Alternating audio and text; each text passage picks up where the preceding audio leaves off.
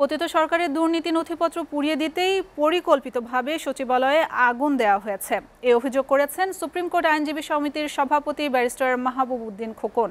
জড়িতদের খুঁজে বের করে বিচারের আওতায় আনার দাবিও জানান তিনি। দুপুরে সুপ্রিম কোর্টে নিজ কার্যালয়ে সংবাদ সম্মেলনে এসব কথা বলেন তিনি। এ সময় উপসচিব পদে পদোন্নতির কোটা পুনর্বিন্যাসে জনপ্রশাসন সংস্কার কমিশনের খসড়া সুপারিশের বিরুদ্ধে প্রশাসনের ক্যাডারদের বক্তব্যের প্রতিবাদও জানান। বলেন তাদের বক্তব্য অসাংবিধানিক, তারা বিচার বিভাগকে অবমাননা করেছে। হেদায়েতুল্লাহ সীমান্তের প্রতিবেদনে বিস্তারিত।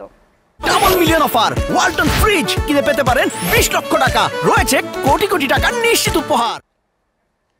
জনপ্রশাসন সংস্কার কমিশনের উপসচিব পদে পদোন্নতিতে কোটা পুনর্বিন্যাসের খসড়া সুপারিশের বিরুদ্ধে বুধবার রাজধানীর বিএম মিলনায়তনে প্রতিবাদ সভা করে প্রশাসন ক্যাডারদের কর্মকর্তারা। কোটা পুনর্বিন্যাসের সুপারিশকে বৈষম্যমূলক উল্লেখ করে জনপ্রশাসন সংস্কার কমিশনের প্রধান আব্দুল মঈদ চৌধুরী পদত্যাগ বা অপসারণ দাবি করেন প্রশাসন ক্যাডারদের বর্তমান ও সাবেক কর্মকর্তারা। 25% আমার আঙ্গিনায় তারা ঢুকে গেছে, ওই আঙ্গিনাটা পরিষ্কার করতে হবে।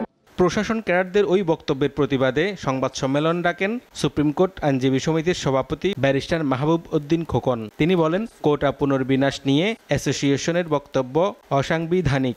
Judicial service commission is not trade union, service commission association is not trade union, this A bargaining agent না। সুতরাং আমি মনে করি এটা সংবিধানের প্রতি অশ্রদ্ধা জ্ঞাপন।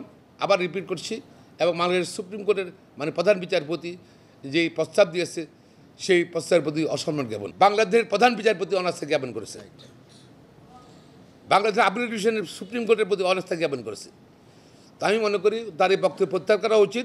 এ সময় তিনি বলেন, পতিত সরকারের দুর্নীতির নথিপত্র পুড়িয়ে দিতেই সচিবালয় আগুন দিয়েছে হাসিনার দোসররা। পতিত সরকারের বিভিন্ন অপকর্মকাণ্ড হর্ষের বিরোধিতা আছে, সেগুলোকে কোনো রকম সাক্ষী হিসাবে এভিডেন্স হিসাবে যেন উপস্থাপন না করতে পারে, এই জন্য হয়তো তারা এটা করেছে, তাদের এজেন্ডা এটা করেছে। এমন অগ্নিকাণ্ডে জড়িতদের বিচারের আওতায় আনার দাবিও জানান মাহবুবউদ্দিন খোকন।